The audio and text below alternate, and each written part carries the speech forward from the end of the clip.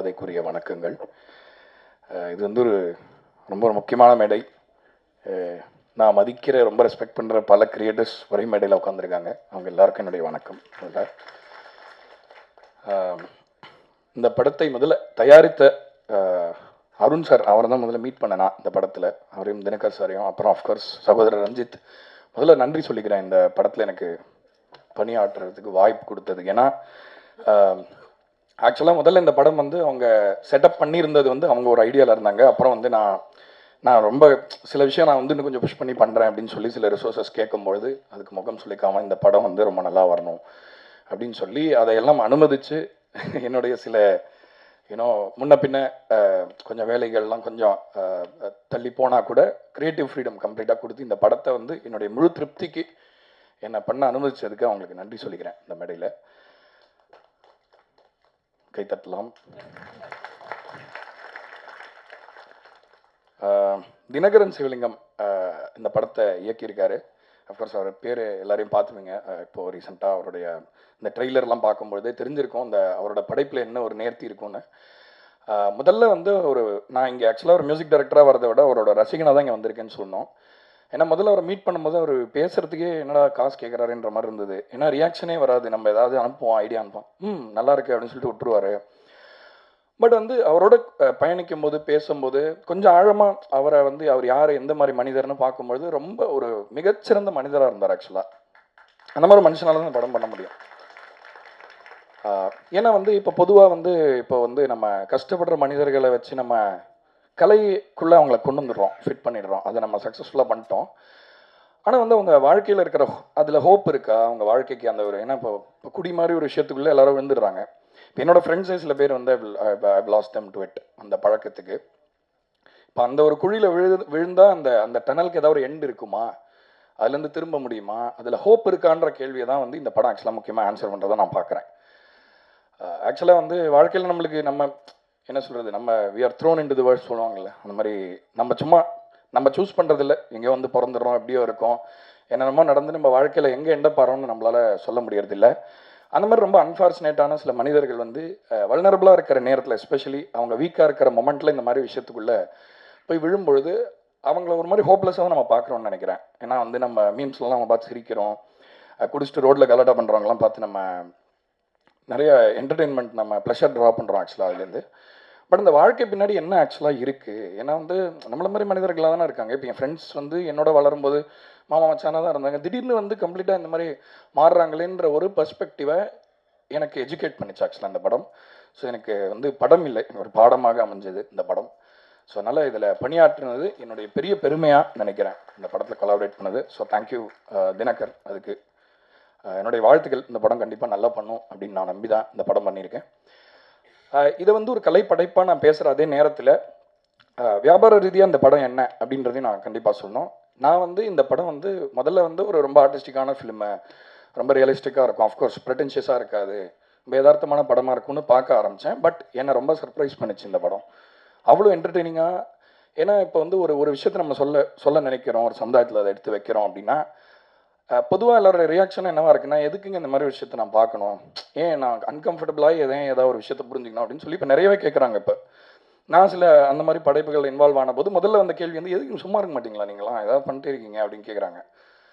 So இந்த படம் வந்து எல்லாரையும் இந்த விஷயத்தை வந்து மக்களை என்டர்டெயின் பண்ணியும் சொல்ல வேண்டிய ஒரு கட்டாயத்தில் இந்த படம் இருக்குது. அதை வந்து ரொம்ப அருமையாக கைண்டிருக்கார் இயக்குனர், நான் நினைக்கிறேன்.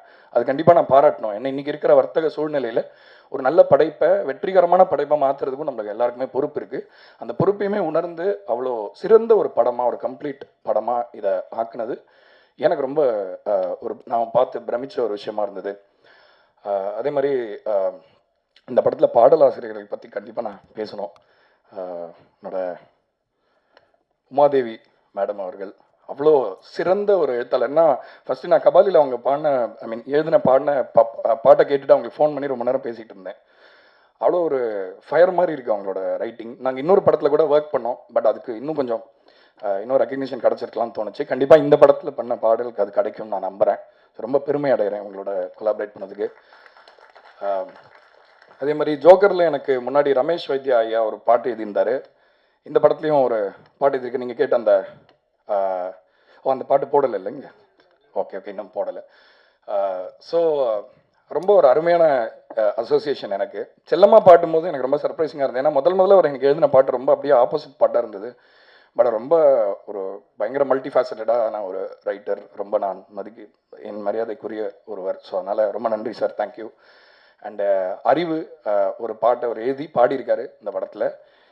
அவரை வந்து நான் வந்து ரேப் சிங்கராக ரொம்ப ஃபேமஸ் தான். பட் அவர் ஒரு பாடகராக நான் யூஸ் பண்ணணுன்ற முயற்சியை திரும்ப திரும்ப எடுத்துக்கிட்டு இருக்கேன். ரொம்ப அருமையாக பாடியிருக்காரு இந்த படத்தில் ஒரு பாட்டு. இந்த பாட்டு ஆல்ரெடி ரிலீஸ் ஆயிருக்கு. அதே மாதிரி பாக்யம் சங்கர் அவர்களுக்கு என்னோட நன்றி, அவர் ஒரு பாட்டு எழுதியிருக்காரு. அதே மாதிரி தனிக்கொடி ஐயா வந்திருக்காரா இங்கே? ஐயா வணக்கம். வணக்கம் வணக்கம். சாரி, நான் அவங்கள பார்க்கல. அவர் ரொம்ப அருமையான ஒரு பாட்டு எழுதியிருக்காரு. ஆக்சுவலாக அதை போடுவாங்கன்னு நினச்சேன் இன்னைக்கு. பட் அது ஏதாவது கதையை ஏதாவது அவுட் பண்ணிடுமா என்னன்னு தெரியல. ஸோ அதனால் அது போடலை. ஸோ பணியாற்றிய இசைக்கலைஞர்கள் எல்லாருக்குமே நன்றி. இங்கே நேரம் நிறைய இல்லாதனால எனக்கு அப்புறம் நிறைய இன்னும் அறிவார்ந்த நிறைய பேர் இங்கே பேச காத்துட்டு இருக்கிறதுனால நான் எல்லாரையும் தேங்க் பண்ண முடியல. இந்த ஒரு தேங்க்ஸோட முடிச்சுக்கிறேன். ஒரே ஒரு விஷயம் மட்டும் சொல்லி நான் கிளம்புறேன். என்னென்னா, இந்த பாட்டில் ராதா படம் வந்து பொதுவாக, அதாவது ஒரு பொறுப்பு, யாருக்கு சமுதாயத்தில் பொறுப்பு இருக்கோ கொஞ்சம் ஒரு ஏளனம் இருக்குது அவங்கள நம்ம பார்க்கறதுல. ஐயோ இவனா கிளாஸ் எடுப்பான்ப்பா, ஐயோ இவன் கூட பேசாதீங்க மாட்டிப்பீங்கலாம் சொல்லுவாங்க. இது அந்த மாதிரி படம் கிடையவே கிடையாது. ஆக்சுவலாக ஒரு வாழ்க்கைக்குள்ள எவ்வளோ விஷயம் இருக்குது. இப்போ ஜோக்கர் படம் பண்ணும்பொழுது அந்த முதல் ஹாஃப் ஃபுல்லாக சிரிச்சாங்க தியேட்டரில் எல்லாருமே. ஆனால் அதே ரீசன்ஸ்க்காக செகண்ட் ஹாஃபில் ஃபுல்லாக அழுதாங்க. ஏன்னா ஒரு மனுஷனுக்கு பின்னாடி எவ்வளோ விஷயம் இருக்குது. நம்ம ஒரு பிம்பம் தானே நம்மளுக்கு இருக்குது. ஒரு குடிகாரங்களை பார்த்தா இவங்க இப்படி தானே இருப்பாங்க, அப்படி தானே இருப்பாங்க, நம்ம ஈஸியாக நினச்சிடலாம். பட் எல்லாருக்குமே ஹோப் இருக்குது.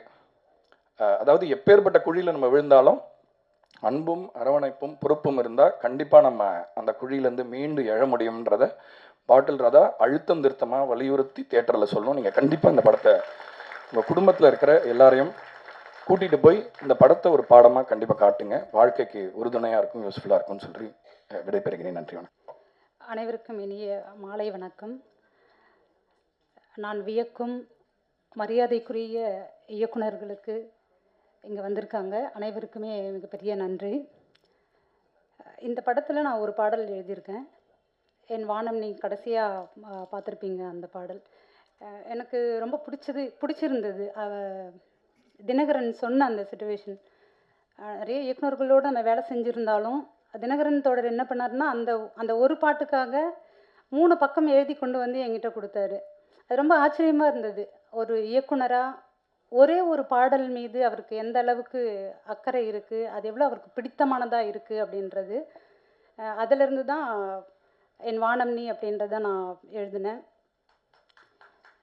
இந்த ட்ரெய்லர்லேயே சங்க இலக்கியத்துலேயும் அப்படின்னு சொல்லுவோம், சங்க இலக்கியத்துலேயும் கல்லுண்ணுதல் இருக்குதான் அப்படின்னு சொல்லும்போது எனக்கு அதியமான் இறந்த பிறகு ஔவையார் ஒரு கையறு நிலை பாடல் எழுதியிருப்பாங்க. நிச்சயம் அது எல்லாருமே வாசிக்கணும்னு நான் ஆசைப்படுறேன். அதை வாசிக்கும் போதே நம்ம அறியாமலேயே வந்து கண்ணீர் வரும். அந்த அளவுக்கு ஔவையாருக்கு எந்த அளவுக்கு அதியமான் மீது அன்பு இருந்திருக்கு, காதல் இருந்திருக்கு அப்படின்றதுக்கான ஒரு உதாரணம். நிறைய பாடல்கள் அவங்க எழுதியிருந்தாலும் அந்த கையறு நிலை பாடல் மிக முக்கியமானது தான் நான் நினைக்கிறேன்.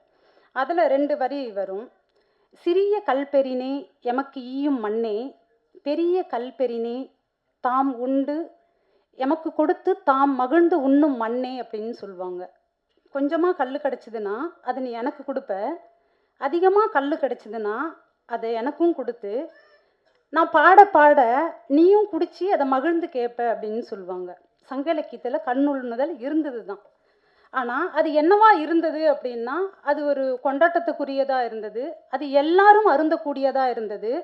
அதுக்கு வந்து பாரபட்சம் வந்து கிடையாது. இது பாலினம் பாரபட்சம் கிடையாது, பொருளாதார பாரபட்சம் கிடையாது, நில பாரபட்சம் வந்து கிடையாது. இந்த நிலத்தில் இருக்கிறவங்க தான் அருந்தணும்னு 5 நிலத்தில் இருந்தவங்களும் வந்து கல்லை வந்து அருந்தினாங்க. அது ஆரோக்கியமானதாக இருந்தது. அது உடலுக்கும் வந்து உடல் ஆரோக்கியமாக இருந்தது, சமூக ஆரோக்கியமாகவும் இருந்தது. ஆனால் இன்றைய காலகட்டத்தில் அது என்னவா இருக்குது அப்படின்றதுக்கான சாட்சியமாக தான் பாட்டில் ராதா படத்தை நான் பார்க்குறேன்னு. குடும்பங்கள் வந்து அந்யோன்யமாக இருக்கக்கூடிய ஒரு கணவன் மனைவின்ற உறவை பற்றிய படங்கள் வந்து நிறைய வந்திருந்தாலும் இப்போ சமகாலத்தில் வந்திருக்கக்கூடிய படங்களில் அது ஒரு கோடிட்டு காட்டக்கூடியதாக வந்து இருக்கும். ஆனால் பாட்டில் ராதா ஒரு குடும்பம், ஒரு காதல், ஒரு இல்லறம்ன்றது எப்படி வந்து அது அழகாக கட்டமைக்கப்பட்டு உருவாகி அது எப்படி செதஞ்சு போகுது அப்படின்றத நம்ம எல்லாருமே பார்க்கணும். ஷான் சொன்ன மாதிரி தான். அதை நிச்சயமாக எல்லாருமே பார்த்து நம்ம கற்றுக்க வேண்டிய ஒரு பாடம் தான். மிகப்பெரிய நன்றி ஷான். நீங்கள் பாடியிருக்கீங்க. ரொம்ப சூப்பரான ஒரு டியூன் எனக்கு கொடுத்துருக்கீங்க. ஏற்கனவே பண்ண படங்கள்லேயும் ரொம்ப அற்புதமான டியூன் கொடுத்துருந்தீங்க. ரொம்ப நன்றி. இயக்குனர், தயாரிப்பாளர் ரஞ்சித் சாரை பற்றி சொல்லணுன்னா, பரியேறும் பெருமாள் தொடங்கி இப்போ பாட்டில் ராதா வரைக்கும் ஒவ்வொரு படங்களுமே அந்த பெயர்களே வந்து ரொம்ப வித்தியாசமானதாக வந்து இருக்கும். யாரெல்லாம் வந்து கைவிடப்பட்டவங்களாக இருக்கிறாங்களோ, ஜேபேபியில் இருந்த ஒவ்வொரு படங்களுமே சரி, ஜேபேபியாக இருக்கட்டும், ரைட்டராக இருக்கட்டும், குண்டுவாக இருக்கட்டும், நட்சத்திரம் நகர்கிறது, எல்லா படங்களுமே கைவிடப்பட்டவர்கள், காணாமல் போனவர்கள், கவனிப்பாரற்றவர்கள், இவர்களை பற்றிய கவனிப்பை வந்து ஏற்படுத்தக்கூடிய ஒரு தயாரிப்பு நிறுவனத்தை ஏற்படுத்தி இருக்கிறாரு. தோழர் நினச்சிருந்தா அதை வந்து அனிதாவோட பேர்லேயோ அவரோட பேர்லேயோ கூட ஒரு தயாரிப்பு நிறுவனத்தை வந்து ஏற்படுத்தி இருக்க முடியும். ஆனால் இந்த சமூகத்திலிருந்து நாம் பெற்ற கல்வியாக இருக்கட்டும், அறிவாக இருக்கட்டும், பொருளாதாரமாக இருக்கட்டும், இந்த சமூகத்திலிருந்து எதையெல்லாம் நாம் பெற்றோமோ அதை இந்த சமூகத்திற்கு திருப்பி கொடுப்பவர்கள் தான், குறைந்தபட்சம் 1/3 பங்காவது இந்த சமூகத்திற்கு திருப்பி கொடுப்பவர்கள் தான் மாமனிதர்கள் அப்படின்னு பாபா சாஹேப் அம்பேத்கர் சொல்கிறாரு.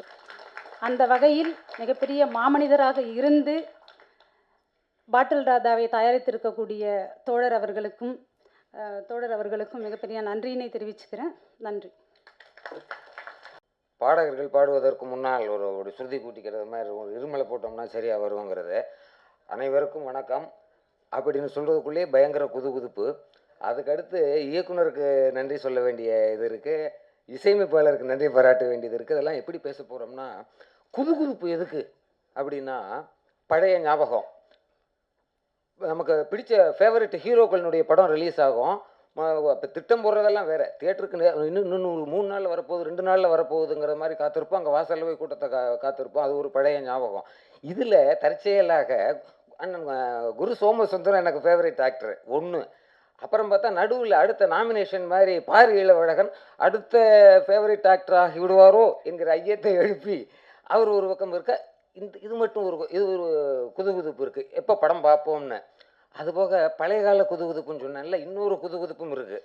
என்னென்னா, நம்மளும் முன்னால காலத்தில் டிம்பரப்பப்பான்னு பாடிவிட்டு நைட்டு ஃபுல்லாக பகலில் பப்பரப்பப்பான்னு படுத்து கிடக்கிறதுலேருந்து, இது என்னடா இந்த ட்ரெய்லர் பார்த்தோம், 2-3 பாட்டு பார்த்தோம், அப்படியே நடுங்கி போயிடுச்சு.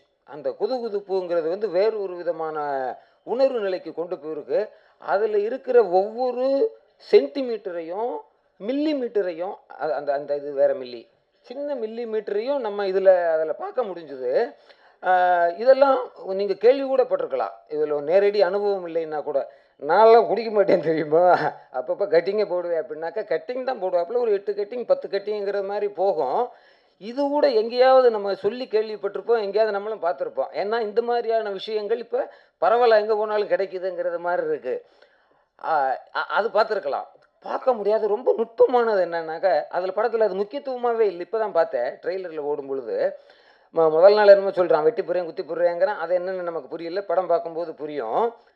ஆட்டோவில் போகும்போது அவளுடைய கையை பிடிச்சி போகிறான் பாருங்க, பொண்டாட்டி கையை.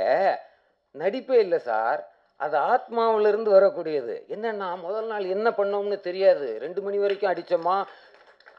குடிச்சுட்டு பொண்டாட்டி அடிக்கிறதுங்கிறதெல்லாம் ஒரு ஃபேஷன் சார். குடிச்சுட்டு பொண்டாட்டிக்கிட்டு 4 மணி வரைக்கும் 5 மணி வரைக்கும் ஐ லவ் யூன்னு சொன்னாலே அந்த பொம்பளை பிள்ளை என்னத்துக்கு ஆகிறதுங்க, கொடுவறதுக்கு. அப்போ மறுநாளை போகும்போது அந்த குற்ற உணர்ச்சி இருக்குல்ல, அப்போ அந்த ஆதரமாக அப்படி கையை பிடிச்சி வச்சுருக்கான் பாருங்க. அந்த அம்மா கையை பிடிச்சி 2 கைக்குள்ளேயும் வச்சு, அந்த நேரத்தில் அந்த மூஞ்சியை பாருங்களேன். அது இந்த படத்தில் இவர் மூஞ்சியை பார்த்தாலும் சரி, இந்த சீனை எங்கே வாழ்க்கையில் எங்கே பார்க்கும்போதும் அந்த அண்ணனுடைய முகத்தை பார்த்தீங்கன்னா, இவனை போன்ற அப்பாவி இந்த உலகத்தில் வேறு ஒருவன் இருக்க முடியாதுங்கிறத மாதிரி இருக்கும். அவனும் நடிக்க மாட்டான், உண்மையிலேயே அப்படித்தான் இருப்பான். இந்த மாதிரி உள்ள அந்த ஒரு சீர்திருத்த மையமாக அதுக்கு என்ன பேர் வச்சுருக்காருன்னு தெரியல. ஆல்கஹாலிக் அனானிமஸ், இந்த குடியிலிருந்து திருந்த வேண்டும் என்று விரும்புபவர்களுக்கு ஒரு சில பல வழிகாட்டுதல்களை செய்யக்கூடும். அந்த அடைச்சி வச்சுருக்காங்கல்ல, அதில் வந்து ஆல்கஹாலிக் அனானிமஸினுடைய ஒரு புஸ்தகத்தை வந்து வாசிக்க சொல்லுவாங்க. அங்கே உள்ள ஒரு 90 நாள் 40 நாளுங்கிறது மாதிரி இருக்கணும். என்னை விட்றாங்கிறான்ல, என்னை விட்றா, நான் காப்பாற்றுங்க அப்படின்னா அதுக்குள்ளேருந்து தான் கத்துறாரு அந்த கேரக்டர், கத்துறான்னு நான் நினைக்கிறேன். அப்படியெல்லாம் இருக்கும். அங்கே ஒரு புக்கு படிக்க சொல்லுவாங்க. அதில் இருக்கிற ஒரு வரி கண்ணில் தண்ணி வந்துடும் சார். முதல் நாள் ஃபுல்லாக இல்லாததை பண்ண வேண்டியது சிரிப்பு தான். அந்த டிம்பப்பா டிம்பரடிப்பா இருக்குல்ல, டிம்பரப்பப்பா இருக்குல்ல, அது மாதிரி ஒரே உற்சாகம் தான், கொண்டாட்டம் தான், கும்மாளம் தான். மறுநாளைக்கு இதுக்கு 100% ஆப்போசிட்டான இதாக இருக்கும். அப்போ மறுநாளைக்கு எந்திரிச்சு உட்காந்துருப்பான். முதல் நாள் நடந்த விபரீதங்கள் என்னென்னமோ விபரீதம் இருக்கும், கற்பனைக்கு அப்பாற்பட்டதெல்லாம் நடக்கும். அந்த மாதிரியான ஒரு நிறுவனம் இருக்குல்ல, அதில் உள்ளே போய் நான் பார்த்துருக்கேன். விதவிதமாக சொல்லியிருக்காங்க. அது உள்ளே அடைஞ்சு கிடக்கும்போது அவங்க கதையை சொல்லணும் அப்படிங்கிறது வேறு இருக்குது. ஒருத்தன் சொன்னான், ஒரு நண்பர் நம்மளை மாதிரி கிளாஸ்மேட் ஒருத்தன் சொல்கிறான், என் குழந்தை 9 மாதம் குழந்தைய காலை பிடிச்சி கிணத்துக்கு நேரம் அப்படி நீட்டிக்கிடுவேன், 100 ரூபா கொடுக்குறியா விட்டுருவான்னு கேட்பேன் பொண்டாட்டிக்கிட்டேன்னு கேட்டான். இது அவன் வாழ்க்கையில் நடந்தது. இது மாதிரி ஆயிரக்கணக்கான கதைகள் இருக்கும். இது மறுநாளைக்கு தெரிஞ்சால் எவ்வளவு குற்ற உணர்ச்சியாக இருக்கும். அந்த புத்தகத்தில் ஒரு வரி வரும், அவ்வளவு குற்ற உணர்ச்சி. அதை எப்போ போதை ஓரளவுக்கு தெரிஞ்சிச்சோ, மங்கு போதையாக வந்தது, பொங்கு போதையாக நேற்று நைட்டு இருந்தது, காலையில் 4 மணி 5 மணிக்கு முழிப்பு வந்துடும், தூக்கம் வந்திருக்காத மயக்கம்தான். அந்த மங்கு போதையில் அவ்வளவு குற்ற உணர்ச்சி இருக்கும்போது தலையை குனிஞ்சு உட்காந்துருப்பான். 10-11 மணிக்கு அவன் தலையை குனிந்து நடந்து போனான். எங்கே போவான்? சரக்கு கடைக்கு.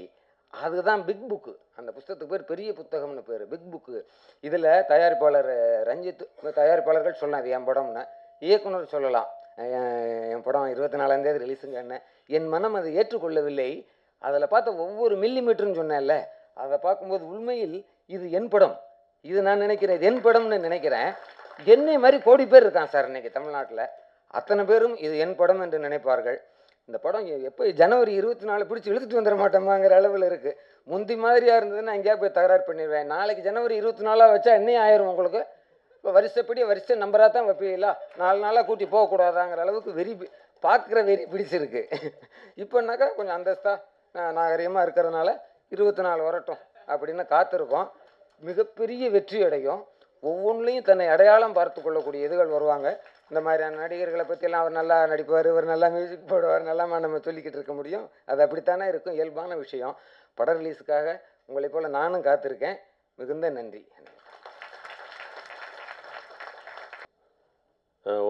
உமாதேவி, ரமேஷ் வைத்யா பாடலை பற்றி பேசியதற்கு பிறகு என்ன பேசுகிறேன்னு தெரியல. இந்தியாவின் தமிழ் சினிமாவின் உலக அடையாளமாக இருக்கிற அரும்பெரும் மேடை இது. அத்தனை இயக்குனர்களும், மிகப்பெரிய இயக்குனர்களும், இந்திய அடையாளமாக உலகத்திற்கு இருக்கக்கூடிய, வரும்போது கூட பேசிக்கிறது அதிகர் தோழர், நம்ம கண்ணாடி பிரச்சனையை பேசும்போது மிஸ்கின் சார் வந்துட்டார், அதனால கண்ணாடியை கழட்டிடும். இந்த படத்துக்கு எனக்கு வாய்ப்பை எப்படி வந்ததுங்கிறத மட்டும் நான் சொல்லிட்டு சுருக்கா முடிச்சிடுறேன். பாடல் எல்லாமே முடிஞ்சிருச்சு, படமும் முடிஞ்சிருச்சு. ஒரு பாடல் மட்டும் ஒரு வாரத்தில் வேணும் அப்படின்னு தினகரன் சொல்லி, அதியன் தோழர் வந்து நீங்கள் தனிக்கொடி தோழரை ட்ரை பண்ணுங்கள், அவர் செய்வாருன்னு சொன்னாங்க. அதே போல் வந்தார். அப்படி தான் நான் அறிமுகமானேன். அதே மாதிரி ஒரு வாரத்தில் அந்த பாடலை வந்து ரெக்கார்டிங் முடித்தோம். நான் வந்து ஜான் ரோடன் சாரை சொல்லணும், எனக்கு இது 2வது படம் நீங்கள் கொடுக்குறது. ஆனால் நம்ம உமா தோழர் சொல்கிறாங்க, உண்மையிலேயே ஃபஸ்ட்டு பாட்டை பாடினது நீங்கள், எனக்கு தான் மாட்டிருக்கீங்க. ராட்சசி படத்தில் என் பாட்டை பாடினது நீங்கள் தான். அதுபோல் தொடர்ந்து எங்களுடைய பயணம் இருக்கிறது.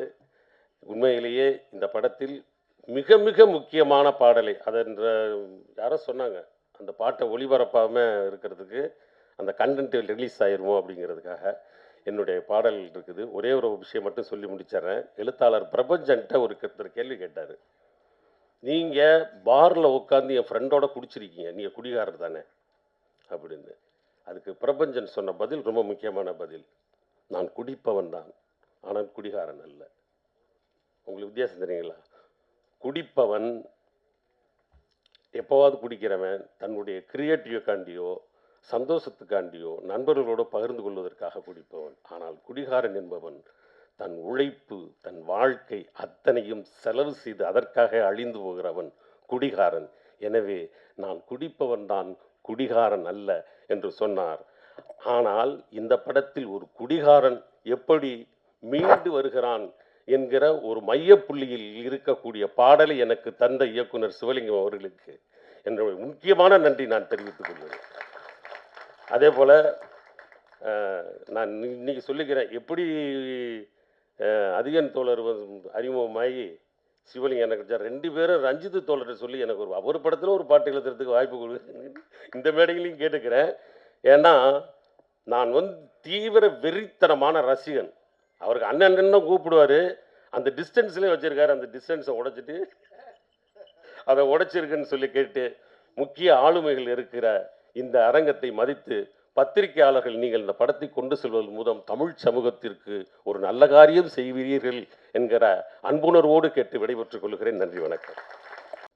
நான் வந்து ஒரு 20-30 வருஷத்துக்கு முன்னாடி தமிழ் அந்த உலக சினிமா புக்கெல்லாம் வாங்கி நிறைய படிப்பேன். எனக்கு படிக்கிற ஆர்வம்லாம் உண்டு. இந்த இடத்துல குடிக்கிற ஆர்வம் உண்டான்னு கேட்கக்கூடாது, படிக்கிற ஆர்வம் மட்டும்தான் உண்டு. அப்போ வந்து உலக சினிமா கதைகள்லாம் பார்க்கும்போதோ ஆஹா அப்படின்னு சொல்லி நாளை ஒரு 10-15 வருஷம் கழித்து நம்ம தமிழ் சினிமாவே வந்து உலக சினிமாவாக ஆக போகுது, அப்படிப்பட்ட படங்கள்லாம் எடுப்பாங்க அப்படின்னு ஒரு கனவோடு இருந்தேன்.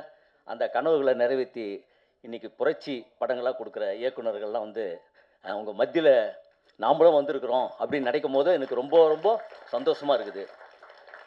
இந்த சமகாலத்தில் நாமளும் நடிச்சிட்ருக்கிறோம் அப்படிங்கிறது. நான் ஜேபிபி ட்ரெய்லர் அப்போ சொன்னேன். நான் இந்த இடத்துக்கு நான் எப்படி வந்தேன் அதே தான். அப்போ என்ன ஆச்சுன்னா வந்து அதுக்கப்புறம் படம் பாருங்கள், ஏன்னா புதுசு, நம்ம வந்து சும்மா ஜாலியாக காமெடி எல்லாரையும் கலாச்சின்னு அப்படி போயிடுவேன். சரி நம்மளும் நடிக்க முடியும் அப்படின்னு சொல்லி தயாரிப்பாளரும் டைரக்டர் சுரேஷ் சாரும் வந்து என்ன நடிக்க வச்சு இன்றைக்கி எங்கே வெளியில் யார் பார்த்தாலும் ஜே பேபி அப்படின்னு ஒரு அடையாளத்தோடு என்னை வந்து பார்க்க வராங்க. ஆச்சரியமாக சின்ன பசங்க முதற்கொண்டு எனக்கு ஒரு பெரிய அடையாளமாக அந்த இது இருந்தது. எப்படி ஜே பேபி அவங்க வீட்டுக்கு நான் வந்தனோ, கொஞ்சம் பக்கத்து வீடு பாட்டில் விடாத வீட்டுக்கு வந்துடுங்க அப்படின்னு எங்கள் கூட்டின்னு வந்து சென்டரில் விட்டாங்க. ஆனால் ஒரே விஷயம், அண்ணல் அம்பேத்கர் சொல்கிற மாதிரி தான், நான் யாருக்கும் அடிமை இல்லை, எனக்கு அடிமை யாரும் இல்லை, குடிக்கு அடிமை யாரும் இல்லைன்னு சொல்லிட்டு நீலம் ப்ரொடக்ஷனில் இந்த ஒரு விழிப்புணர்வு சமூகத்துக்கான ஒரு படத்தை வந்து நல்ல தரமான படங்களாக வந்து எடுத்துகிட்டு வராங்க. அந்த படங்கள்லாம் நான் இருக்கிறேன் அப்படின்னு நினைக்கும் போதெல்லாம் எனக்கு சந்தோஷமாக இருக்குது. ஏன்னா ஒரு 12 வருஷத்துக்கு முன்னாடி நான் இறைமகன் ஒரு படம் வந்து எடுக்கிறதுக்கு அந்த கேப்பு தான் எனக்கு விழுந்தது. அது வந்து ஒரு குடினால் ஒரு குடும்பம் வீணாக போகிற மாதிரியான ஒரு படம். அதில் வந்து மேடம்லாம் கோச்சிக்கூட நான் ஒரு பாட்டு எழுதியிருந்தேன். சுடுகாட்டில் வந்து அந்த குடிச்சிட்டு ஒரு இது பண்ணுற நண்பர்களுக்காக ஒரு பாட்டு மாதிரி ஒன்று. அதில் வந்து ஒரு செகண்ட் சரணம் வரும். 7 மாடி வீடு கட்டி எல்லா ரூமிலும் ஏசி போட்டுட்டு இங்கே வந்து படுத்து கிடக்கிறான், சாதி மத பேரை சொல்லி சண்டையிட்டு மாணவர்கள்லாம் சரிசமமாக இங்கே தூங்குறான், வந்தால் வந்து வாசி, வரலன்னா சுகவாசி, எதுவும் இல்லைன்னா அடிக்கு வாசி, ராவா ஊற்றிக்கின்னா நீயும் ஊற்றிப்ப, மூஞ்சியை போத்திக்கின்னு முழுசாக போயிடுவேன், கொஞ்சம் ஒச்சக்கலிக்க கொலையை செய்வான், எச்சக்கலை கூட சேராதே, அணகோடா முன்னே மகுடி போதாதே, ஜெராசிக் பார்க்கில் வாக்கிங் போவாதே அப்படி எழுதியிருப்பேன். ஆனால் வந்து என்ன விஷயம்னா, அப்படி இல்லைனாலும் இப்போ இந்த மாதிரியான படங்கள்லாம் வந்து நடிக்கிறேன் அப்படின்னும் போதோ அதை விட இன்னும் நான் முழுமையான ஒரு வளர்ச்சி பெற்றேன் அப்படின்னு நம்புகிறேன். நிறைய பேர் பேச வேண்டியது இருக்குது. நான் சொன்னேன் முன்னாடி, அவங்களாம் பேசிட்டோம், நான் வேணாம் அப்படின்னேன். அதுக்கப்புறம் 1 நிமிஷம் பேசுனாங்க. சரி, அந்த 1 நிமிஷம் பேசி அதோடு முடிச்சுக்கிறேன். எல்லாருக்கும் நன்றி, வணக்கம். எல்லாருக்கும் வணக்கம். கொஞ்சம் பதட்டமாக இருக்குது, என்ன பேசுறதுன்னு தெரியல. ஏன்னா நம்ம யாரை பார்த்து சினிமா கற்றுக்கிட்டோமோ, யாரை பார்த்து இயக்குனர் ஆகணும், நடிகன் ஆகணும்னு நினச்சோமோ, அவங்க எல்லாருமே இங்கே ஒரே இடத்துல இருக்கிறது வந்து ரொம்ப சந்தோஷமாக இருக்குது. இந்த மேடை மட்டும் இல்லை, இதுக்கப்புறம் எத்தனை மேடை ஏறினாலும் அந்த அனைத்து மேடைகளும் வந்து தினகரன் சிவலிங்கம் அவருக்கு நான் நன்றி சொல்கிற மேடையாக தான் இருக்கும். ஏன்னா இந்த இடத்துல நான் நிற்கிறதுக்கும் ஜமா பண்ணுறதுக்கும் முக்கியமான காரணம் வந்து தினகர் சார் தான். லைஃப்பில் என்னடா பண்ண போகிறோம் அப்படின்னும் போதெல்லாம் வந்து நமக்கு ஒரு டார்லிங் ஏஞ்சலாக லைஃப்பில் அவர் எப்பயுமே வந்திருக்காரு. 2013 ஆக்டிங் கிளாஸில் இருக்கும்போது என்னடா பண்ண போகிறோம் அப்படின்னு இப்போ எங்கள் ஊர்லலாம் சொல்லுவாங்க. எங்கள் ஊரில் நடிக்க போகிறோன்னு சொன்னப்போ ஒரு அண்ணன் வந்து சொன்னார், என்னடா நடிக்க போகிறோங்கிற, இந்த கலரில் இருக்க, வெள்ளையாக இருந்தால் தான்டா சினிமாவில் எடுப்பாங்க அப்படின்னு வந்து சொன்னார். ஆனால் தினகர் சார் வந்து நீ கருப்பாக இருக்க, அதனால என் ஷார்ட் ஃபிலிமில் ஒன்று லீடாக நடிக்க வைக்கிறேன் அப்படின்னு சொன்னார். அப்படி வந்து முதல் நம்பிக்கையை வந்து என் லைஃப்பில் வச்சது வந்து தினகர் சாரும், அந்த ஷார்ட் ஃபிலிம் ப்ரொடியூஸ் பண்ணது வந்து ரஞ்சித் சார். இன்றைக்கி வந்து அதே ரஞ்சித் சாரோட ப்ரொடக்ஷனில், தினகர் சாரோட டைரக்ஷனில் பாட்டில் ராதா, ரொம்ப சந்தோஷமாக இருக்குது. அதில் இருந்தவங்க எல்லாருமே வந்து இன்றைக்கி ரொம்ப, அந்த ஷார்ட் ஃபிலிமில் இருந்தவங்க எல்லாருமே வந்து பயங்கர பெரிய ஆளுமையாக அந்த ஸ்டேஜில் உட்காந்துருக்காங்க. தினகர் சார், ஜெயண்ணா, அதே மாதிரி பாட்டில் ராதா படம் வந்து எனக்கு ரொம்ப ரொம்ப முக்கியமான ஒரு ஃபிலிமாக இருந்தது. ரொம்ப ஃபிசிக்கலி ட்ரெயின் ஆகிற மாதிரி கிட்டத்தட்ட ஒரு 16 கிலோ இந்த படத்துக்காக நான் குறைச்சேன். எனக்கு ஸ்க்ரீனில் பார்க்கும்போது எனக்கே என்ன அடையாளம் தெரிய மாட்டேங்குது. அந்தளவுக்கு வந்து ஒரு பெரிய டிரான்ஸ்ஃபர்மேஷனாக இருந்தது. அது ஏன் வந்து முக்கியமாக அந்த வெயிட் குறைக்கிறதுக்கு வந்து ஒரு டேரக்டரும் சொல்லிட்டு விட்டுருவாங்க, நீ வெயிட் குறைக்கணும் இது பண்ணணுன்னு. என்னை கான்ஸ்டண்ட்டாக வந்து மானிட்டர் பண்ணி ஒழுங்காக டயட் இருக்கானா இது பண்ணுறானா அப்படின்னு அதுக்கெல்லாம் பெரிய ஹெல்ப்ஃபுல்லாக இருந்த கோ டைரக்டர் கோபி அண்ணாக்கு வந்து தேங்க்யூ சொல்லிக்கிறேன். ரொம்ப சந்தோஷமாக நிறைய ப்ரிப்பேர் பண்ணணுன்னு கிட்டத்தட்ட பேசணுன்ட்டு ஒரு வாரமாக ப்ரிப்பேர் பண்ணிட்டு வந்தேன். ஆனால் இந்த இடத்துக்கு வந்தோடனே எதுவுமே பேசவே முடியல. இந்த வாய்ப்பளித்த தினகர் சாருக்கும் என்னோட கூட சக நடிகர்கள் குரு சோமசுந்தரம் சார், சஞ்சனா, அவங்களெல்லாம் வந்து அவங்க கூட நடித்தது வந்து ரொம்ப பெருமையாக சந்தோஷமாக நினைக்கிறேன். இங்கே நிறைய இயக்குனர்கள் இங்கே இந்த ஸ்டேஜில் இருக்காங்க. இதே மாதிரி ஒரு வெற்றிமாறன் சார் படத்தில் வந்து அவர் மேடையில் நடிகனா ஒரு நாள் பேசிட்டேன்னா, ரஞ்சித் சாரோட படத்தில் நடிகனா பேசிட்டேன்னா அன்றைக்கி பிறவி பயன் அடைஞ்சிரும்னு நினைக்கிறேன். இந்த மேடையை ஒரு வாய்ப்பாக பயன்படுத்திக்கிறேன். இந்த ஜம்மா படத்தை வந்து மக்கள்கிட்ட கொண்டு போய் சேர்த்த ப்ரெஸ் அண்ட் மீடியாவுக்கு வந்து ரொம்ப நன்றி. அதே மாதிரி இந்த பாட்டில் ராதா படத்தையும் எவ்வளோக்கு எவ்வளோ மக்கள்கிட்ட கொண்டு போய் சேர்க்க முடியுமோ கொண்டு போய் சேர்க்கணும். ஏன்னா வந்து இது ஒரு ஹானஸ்டான அட்டம்ப்ட். ஏன்னா இந்த படம் பார்த்துட்டு நான் வந்து அவ்வளோ அழுதேன். எனக்கு அது கிட்டத்தட்ட நைட்டு 10 மணிக்கு படம் முடிச்சுன்னா நைட்டு 1:30 மணி வரைக்கும் அழுதுட்டு இருந்தேன். ஏன்னா பர்சனலாக வந்து அப்படி ஒரு கனெக்ட் இருந்தது.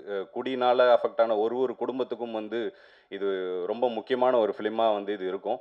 இதை கண்டிப்பாக மக்கள்கிட்ட போய் கொண்டு போய் சேருங்க. எவ்வளோ படங்கள் வந்தாலும் பாட்டில் ராதா ஒரு முக்கியமான ஃபிலிமாக இருக்கும். எத்தனை இயக்குனர்கள் வந்தாலும் தினகர் வந்து ஒரு முக்கியமான டைரக்டராக இருப்பாருன்னு சொல்லி எல்லாருக்கும் நன்றி கேட்டுக்கிறேன். தேங்க்யூ. ஃபர்ஸ்ட் ஆஃப் ஆல் இங்கே வந்திருக்க எல்லாருக்கும் ஒரு பெரிய வணக்கம். பார்க்குறவங்க எல்லாருமே வந்து ஜென்ரலாக வந்து சார்பட்டாவில் நீங்கள் அந்த கேரக்டர் பண்ணியிருக்கீங்களா? சார்பட்டா.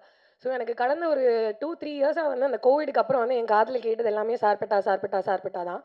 அதுக்கப்புறமா நான் ரொம்ப எதிர்பார்த்து ரொம்ப காத்துக்கிட்டு இருந்த ஒரு படம் திருப்பியும் பாரஞ்சித் சார்கிட்டேருந்து வந்தது. பட் அவரோட ப்ரொடக்ஷன்லேருந்து. ஸோ நான் இந்த ஸ்டேஜை வந்து ஃபஸ்ட்டு தேங்க்ஸ் சொல்லி ஸ்டார்ட் பண்ணணும்னு நினைக்கிறேன்னா அது வந்து பாரஞ்சித் சாருக்கு. ஒன்ஸ் இல்லை ட்வைஸ் ரொம்ப ட்ரஸ்ட் பண்ணி அவ்வளோ பெரிய ஒரு ரெஸ்பான்சிபிலிட்டியை எனக்கு கொடுத்து வச்சுருக்காரு சார். நான் வந்து உங்கள் பேரை காப்பாற்றிருக்கேன்னு நினைக்கிறேன். ரொம்ப நன்றி. அண்ட் அதுக்கப்புறமா வந்து நான் ரொம்ப எதிர்பார்த்துட்டு இருந்த ஒரு படம் வந்து பாட்டில் வந்து குடி பழக்கத்தினால எப்படி வந்து ஒருத்தரோட வாழ்க்கை வந்து மாறி போகும், குடின்னு பற்றியே நம்ம ரொம்ப பேசிக்கிட்டு இருக்க டைமில் நான் பாட்டில் எனக்கு கற்றுக் கொடுத்த ஒரு விஷயம் என்னென்னா, நான் பாட்டில் ஷூட் பண்ணும்போது ஒரு 2-3 படம் ஷூட் பண்ணிட்டு இருந்தேன் சைமல்டேனியஸாக. ஒரு 3-4 மந்த்ஸ் அப்படியே வந்து ரொம்ப பிஸியாக போயிட்டு இருந்தது. ரொம்ப சந்தோஷமாக இருந்தது. இப்போ இந்த மாதிரிலாம் திருப்பி ஒரு சான்ஸ் கிடைக்குமா, அப்படியே 3 ஃபிலிம்ஸ் வந்து திருப்பி பண்ணிகிட்டே இருக்குமே, நம்ம பாட்டிலேருந்து இன்னொரு செட்டுக்கு போகிறோம், அங்கேருந்து இன்னொரு செட்டு. பட் அதை யோசிச்சு பார்த்துட்டே இருக்கிற டைமில் வந்து ஒரு சோகமும் கூடவே வந்து அது ஏன் தெரியல, அது ஒரு பழக்கம்னு நினைக்கிறேன் நமக்கெல்லாம். இவ்வளோ நல்லதாக ஒரு விஷயம் நடக்குது, இதுக்கப்புறம் எதுவுமே இல்லைன்னா ரொம்ப சோகம் இருக்கும் அப்படின்னு ரொம்ப நினச்சிட்டே இருந்தேன். கட்டு அதே மாதிரி கொஞ்ச நாள் கழித்து வந்து ஷூட் எல்லாம் முடிஞ்சுது, ஒரு படமாக வந்தது, வேறு எந்த வேலையும் இல்லை. பட் அதுக்கப்புறம் திருப்பியும் பாட்டில் என்னோடய லைஃப்பில் வந்தது. படம் முடிச்சு எல்லோரும் ஒவ்வொருத்தராக வந்து படம் பார்த்துட்டு, நான் பர்சனலாக இன்னும் படம் பார்க்கல. ஸோ படம் எப்படி வந்திருக்கு என்ன எதுவுமே எனக்கு தெரியாது. பட் நான் அந்த எக்ஸ்பீரியன்ஸ்லேருந்து நான் எதிர்பார்த்துட்டு இருந்த விஷயம் எல்லாம் படம் ரிலீஸ் ஆகிறதுக்கும் ஒரு 10 நாள் 15 நாளைக்குள்ளேயே வந்து எனக்கு அவ்வளோ ஃபோன் கால்ஸ் வந்திருக்கு, அவ்வளோ பேர்கிட்ட இந்த அப்ரிசியேஷன். பட் அதுக்கெல்லாம் எப்படி ரியாக்ட் பண்ணுறதுன்னு கூட நான் இன்னும் கற்றுக்கல. அதுக்குள்ளேயே வந்து இங்கே ப்ரெஸ் மீட் வர ஆரம்பிச்சிருச்சு. 24th வரப்போகுது, படம் ரிலீஸ் ஆக போகுது. ஸோ இதுக்கெல்லாம் நான் ஒரே ஒருத்தருக்கு தேங்க்ஸ் சொல்லணும்னா எங்களோட டைரக்டர்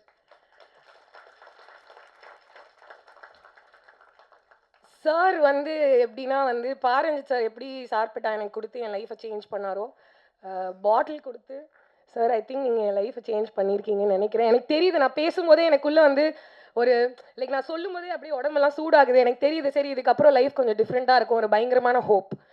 அது வந்து அவர் எனக்கு மட்டும் கொடுக்கல, இந்த படம் மூலியமாக பார்க்குறவங்க எல்லாருக்குமே கொடுக்க போகிறாரு.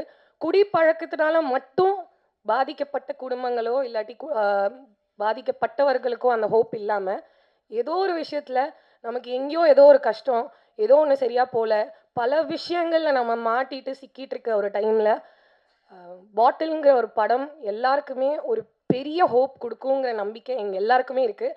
அதுக்கு ஒரு பர்சனலான எக்ஸ்பீரியன்ஸாக நான் இந்த சொன்ன ஒரு விஷயத்தை எடுத்துக்கோங்க. ஸோ January 24th தியேட்டரில் போய் படம் பாருங்கள்.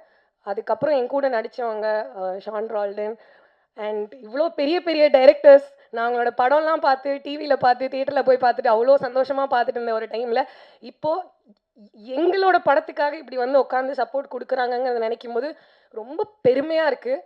அண்ட் ஐ திங்க் நான் அதை சொல்லணும்னு ஆசைப்படுறேன். பரவாயில்ல, I want to take this moment all in. நம்ம வந்து கஷ்டப்படும் போது எவ்வளோ வந்து அந்த டைம் எடுத்து கஷ்டப்பட்டு அதுலேயே சோகப்படுறோமோ, அதே மாதிரி சந்தோஷமாக இருக்கும்போது நம்ம எல்லாரும் ஃபுல்ஃபில்லிங்காக சந்தோஷமாக இருக்கணும்னு நினைக்கிறேன். ஸோ ரொம்ப சந்தோஷமாக இருக்குது. ரொம்ப ரொம்ப ரொம்ப தேங்க்ஸ் சார். உங்கள் எல்லாருக்குமே நான் வந்து ஒவ்வொருத்தராக சொன்னேன்னா ஐ திங்க் மேம் டென்ஷன் ஆகிடுவாங்கன்னு நினைக்கிறேன். ஸோ இங்கே வந்திருக்கிற எல்லாருக்குமே, பாட்டில் ராதாக்கு சப்போர்ட் கொடுத்த எல்லாருக்குமே ரொம்ப ரொம்ப ரொம்ப நன்றி. January 24th படம் ரிலீஸ் ஆகுது. தியேட்டரில் போய் பாருங்கள், குடும்பத்தோடு போய் பாருங்கள். உங்கள் குழந்தைங்க, ஒய்ஃப், சிஸ்டர் யாராக இருந்தாலும் கூட்டிகிட்டு போங்க. பார்த்துட்டு படம் எப்படி இருக்குன்னு எங்களுக்கு சொல்லுங்கள். நன்றி. தேங்க்யூ. இப்போவும் டைரக்ட் பண்ணிட்டு இருக்கிறாரு தினகரன்.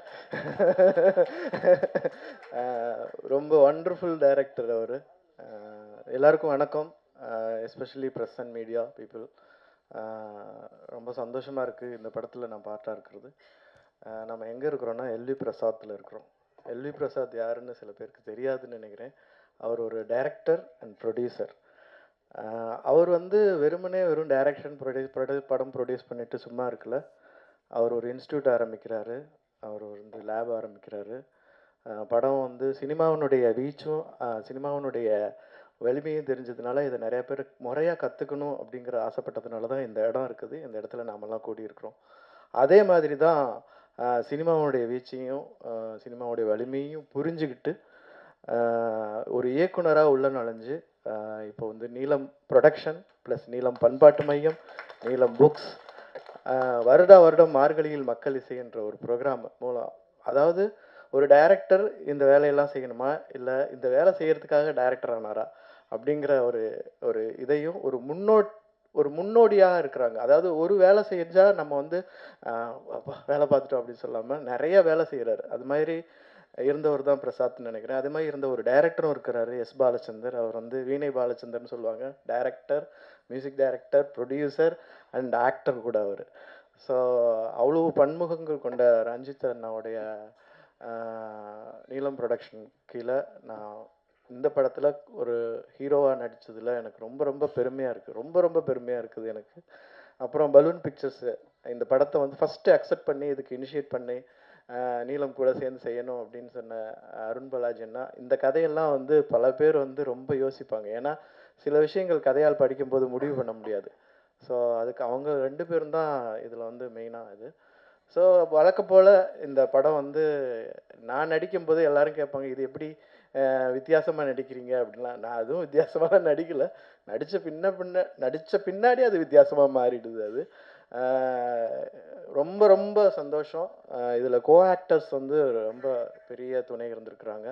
எஸ்பெஷலி சஞ்சனாவுடைய நடிப்பு வந்து போற்றத்தக்கதாக இருக்கும். அது எனக்கு ரொம்ப ஹெல்ப் பண்ணிச்சு.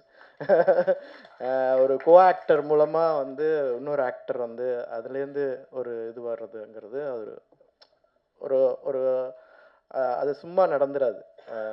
அந்த வகையில் வந்து தினகருடைய உழைப்பு வந்து என்னால் எப்படி சொல்கிறதுனே தெரியல. ஃப்ரம் A to Z வரைக்கும் அவர் நிறையா வேலை பார்த்தார். Very organic director. ரொம்ப ரொம்ப ஆர்கானிக்காக இந்த வேலையை கொடுத்தாரு. ஏன்னா சில சமயம் சில மீட்டிங் நடக்கிற மாதிரி சீன் நடக்கும். நாம் நினைப்போம் நிஜமாலுமே மீட்டிங் நடக்குது போல இருக்காங்க, நம்ம இன்னும் இங்கே உட்காந்துருக்கோம், நம்ம மீட்டிங் போகணும் அப்படிங்கிற ஒரு எண்ணத்தை உண்டாக்கிடுவார். அந்த ஒரு ஆர்கானிக் அந்த ஃப்ளேவரே வந்துடும். நம்ம ஒரு டி அடிக்ஷன் சென்டரில் இருக்கிறோன்னா நிஜமாலுமே பல பேர் அந்த ஒரு 10-15 நாள் அங்கே ஒர்க் பண்ண பின்னாடி ஃபஸ்ட்டு நாளை விட ஒரு 15 நாளுக்கு அப்புறம் எல்லாரும் தெளிச்சி ஆகிட்டோம். ஃபேஸ் எல்லாம் தெளிவாக இருக்குது. ஏன்னா ஒரு இடத்துலையே இருக்கிறோம், நல்ல சாப்பாடு கிடைக்குது. ஸோ அந்த மாதிரி அதாவது சொல்லுவாங்க, ஆக்டர் நடிக்கிறதுக்கான எக்காலஜியை நீங்கள் க்ரியேட் பண்ணி கொடுத்துட்டிங்கன்னா எல்லாருமே நடிக்க முடியும் அப்படிங்கிற அந்த வகையில் வந்து ரொம்ப அழகாக அந்த எக்காலஜியை வந்து தினகரன் உருவாக்கி கொடுத்தாரு. அந்த சூழ்நிலையை உருவாக்கி கொடுத்தாரு. அது வந்து எல்லாருக்குமே அந்த நம்மளால் ஓபி அடிக்க முடியாது. என்ன அவருக்கு தானே க்ளோஸ் போகுது, நம்ம இப்படி ஓரமாக உக்காந்துக்கலாங்க, இல்லை அவங்க அங்கே போய் உக்காந்தா தான் நமக்கு இது வருது அப்படிங்கிற அந்த அளவுக்கு ஒரு எக்காலஜி க்ரியேட் பண்ணார். எனக்கு ரொம்ப பிடிச்சிருந்தது. இந்த படம் வந்து எல்லாரும் பார்க்கணுன்னு ஆசைப்பட்றேன். எல்லாரும் பார்க்கணுங்கிறதுக்காக சில வேலைகளும் செஞ்சுருக்கிறேன். அது வந்து சக்ஸஸ் ஆகிருக்கிறது வந்து படம் பார்த்தவங்க சொன்னதுலேருந்து அது சக்ஸஸ் ஆகிருக்குன்னு நினைக்கிறேன். ஏன்னா நான் வந்து ஒரு படிப்படியாக வளர்றேங்கிறத நம்புகிறேன். ஏன்னா வெறும் ஆக்டிங் வெறும் எமோஷன்லேருந்து வர ஆரம்பிச்சுது. ஒரு ஆசையிலேருந்து வர ஆரம்பிச்சது. ஏன்னா சத்தியமாக நான் சொல்கிறேன், நான் நடிகன் ஆகணும்னு கனவுல கூட நினச்சது கிடையாது. என்னுடைய காலேஜ் டேஸ் ஆகட்டும், ஸ்கூல் டேஸ் ஆகட்டும், என் ஃப்ரெண்ட்ஸ் ஆகட்டும், யாருமே நம்ப மாட்டாங்க. சோமா நீ நடிக்கிறியா அப்படின்னு நானே என் கண்ணாடி பார்த்து சொல்லிக்குவேன். அந்த மாதிரி அப்படி தான் நான் வந்து கூத்துப்பட்டறைக்குள்ளே வந்தேன். எனக்கு வந்து வேலை செய்ய தெரியும். எந்த வேலை கொடுத்தாலும் செய்வேன். இப்போ வந்து நான் வந்து இந்த படம் மூலமாக ஒரு 2, 3 பேருக்கு ரொம்ப நன்றி சொல்லிக்கிறேன். ஒன்று வந்து இந்த படம் எழுதினதுக்காக தினகரன் அண்ணனுக்கு, ப்ரொடியூஸ் பண்ணதுக்காக நீலம் மற்றும் பலூன் பிக்சர் அவங்களுக்கு. அப்புறம் வந்து என்னுடைய மேக்கப் மேன் அவர் வந்து அப்போ இருந்தார். அவர் பேர் லிபின். நான் வந்து ஒரு பீரியடில் வந்து நிறைய படம் பண்ண ஆரம்பிக்கும்போது எனக்கு வந்து ஒரு ஒரு வகையான ஒரு ப்ரொஃபஷனலிசம் வர ஆரம்பிச்சிது. So I started to choreograph the acting. ஏன்னா திரும்ப திரும்ப டேக்கு கேட்குறாங்க அப்படிங்கும்போது கொரியோகிராஃபர்ஸ் தான் அதே ஸ்டெப்பை திரும்ப அடிப்பாங்க. அந்த மாதிரி ஐ started to choreograph the acting. At the same time வந்து ஒரு இன்ட்யூஷனாக அந்த டயத்தில் என்ன எமோஷன் வருது ரிலேட்டட் டு த கேரக்டர், அதுக்கான கேட்டை திறந்து வச்சுட்டு தான் நான் அந்த வேலையை செஞ்சேன். அந்த மாதிரி தான் இந்த படம் பண்ணேன். அதில் வந்து ரொம்ப ஹெல்ப் பண்ணது வந்து அதனுடைய மேக்கப் மேன். அவர் இல்லைன்னா அந்த எஃபெக்ட் எல்லாரும் சொன்னாங்க படம் பார்த்தவங்க, அது எப்படியா அப்படிங்கிற. ஸோ அவருக்கு மிகப்பெரிய நன்றி. இந்த படம் மிகப்பெரிய வெற்றி பெறுங்கிற நம்பிக்கை எனக்கு நிறையா இருக்குது. மீடியாவான நீங்கள் வந்து இதை கண்டிப்பாக கொண்டு போய் சேர்க்கணும். தேங்க்யூ. எல்லாருக்கும் வணக்கம். இந்த படத்தை ஒரு அடிக்ஷன் உள்ளவங்களால தான் எடுக்க முடியும். சினிமா மேலே மிகப்பெரிய அடிக்ஷன் இருக்கிறவங்கள மட்டும்தான் இந்த படத்தை எடுக்க முடியும். அது டைரக்டருக்கு இருக்குது, அந்த படம் பண்ண ரஞ்சித் சாருக்கு இருக்குது. கண்டிப்பாக இந்த படம் இந்த காலகட்டத்தின் குரல்னு ஒரு சில படங்கள் இருக்கும். இந்த நேரத்துக்கு இந்த காலகட்டத்துக்கு உண்மையிலே தேவையான ஒரு படம். நானும் செல்வமணி சார் தான் பார்த்துட்டு வந்தோம். படம் பார்த்துட்டு இந்த படத்துலேருந்து வெளியில் வர்றதுக்கு ரொம்ப நேரமாச்சு. நம்மளும் கொஞ்சமாவது இதுலேருந்து கொஞ்சம் கிராஸ் ஆகி வந்திருப்போம். எனக்கும் இந்த வாழ்க்கையில் கொஞ்சம் அனுபவம் இருக்குது. சினிமாவுக்கு வந்த புதுசில் நம்மளை கேட்குறதுக்கு ஆள் இல்லைங்கிறப்போ நம்ம இஷ்டத்துக்கு நம்ம என்ன மாதிரி சுதந்திரமாக இருப்போமோ அப்படி தான் இருந்திருப்போம். நிறைய பேருக்கு அதை கடந்து வராதவங்க நம்ம லைஃப்பில் கொஞ்சம் பேர் கண்டிப்பாக நம்ம இந்த ஃபீல்டில் வந்து அதை கடக்காதவங்க இருக்க மாட்டாங்க.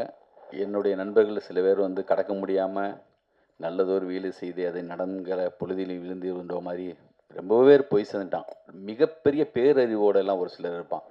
இவனுக்கு இருக்கிற அறிவெல்லாம் நம்மளுக்கு இருக்கா? நம்மளாம் தெரியாமல் சினிமாவுக்கு வந்துட்டோம், உலக சினிமாலாம் பேசுகிறாங்கன்னு சொல்லி நான் பார்த்து பிரமித்த பல பேர் வந்து சேரவே இல்லை.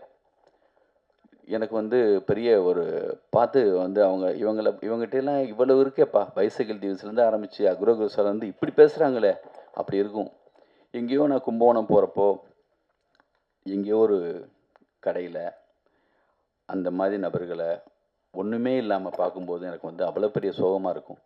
இந்த படத்துடைய ஒவ்வொரு முறையும் அவர் காதில் கதையை எங்கேயும் சொல்லிடாங்கன்னு சொல்கிறாரோன்னு நினைக்கிறேன். டைரக்டரு என்ன சொன்னான்னு தெரியல. இருந்தாலுமே எனக்கு படம் பார்க்கும்போது பதட்டமாக இருந்துச்சு. எனக்கு வந்து என்னென்னா ஒரு சில முக்கியமான 3 இடம் இந்த படத்தில் வந்து அப்படி பதட்டமான ஒரு முக்கியமான இடங்கள் இருக்குது.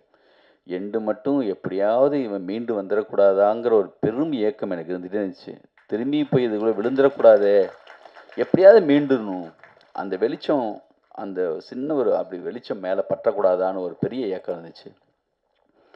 இது வந்து இந்த அரசாங்கத்துக்கு போடுற இந்த படம் ஒரு மனு மாதிரி பார்க்குறேன் நான். அப்படி ஒரு படம் எல்லாருமே அமைஞ்சு வந்ததுன்னு ஒரு சில படங்களை சொல்லுவாங்கள்ல. கேமராமேன்லேருந்து ஆரம்பித்து மியூசிக் டைரக்டரு, ஆர்டிஸ்ட்டு, குரு சோமசுந்தரம், அந்த ஹீரோயின் எல்லாருமே அவ்வளோ பர்ஃபெக்டாக அந்த படத்தில் பண்ணியிருக்காங்க. இந்த படத்தை எடுக்க இந்த காலகட்டத்தில் எடுக்கிறதுக்கு துணிஞ்ச ரஞ்சித்துக்கு, அப்புறம் பலூன் பிக்சர்ஸ் போஸ்டர்ஸ் வந்து எல்லாத்துலேயும் ஒட்டி இருந்துச்சு. என்னடா இவ்வளோ நெருக்கி இவ்வளோ அழகாக ஒட்டியிருக்காங்களேன்னு பார்த்தேன்.